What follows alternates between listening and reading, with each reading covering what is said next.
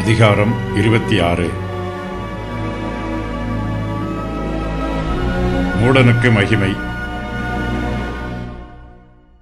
உஷ்ண காலத்திலே உறைந்த பனியும் அறுப்பு காலத்திலே மழையும் தகாதது போல மூடனுக்கு மகிமை தகாது.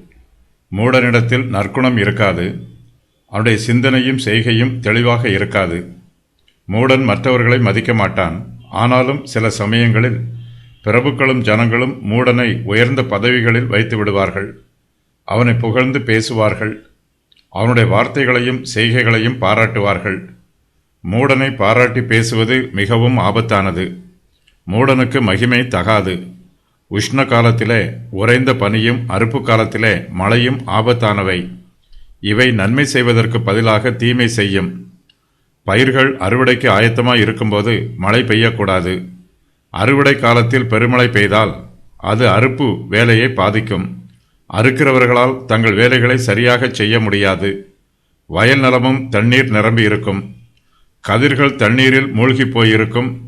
பெருமழை பெய்யும் போது கதிர்கள் தண்ணீரில் மூழ்கி கெட்டுப்போவதற்கும் வாய்ப்புள்ளது.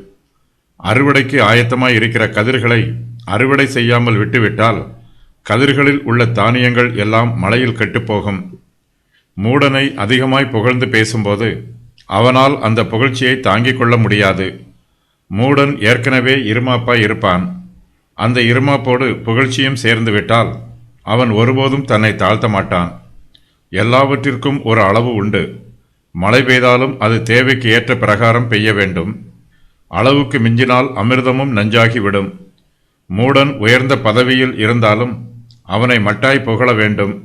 அளவுக்கு அதிகமாய் புகழ்ந்தால் மூடன் இருமாப்படைந்து பிறருக்கு கேடு செய்வான். பொதுவாக கோடை காலத்தில் பனி பெய்யாது. அறுப்பு காலத்தில் மழை பெய்யாது. அதுபோலவே மூடனுக்கும் மகிமை உண்டாகாது.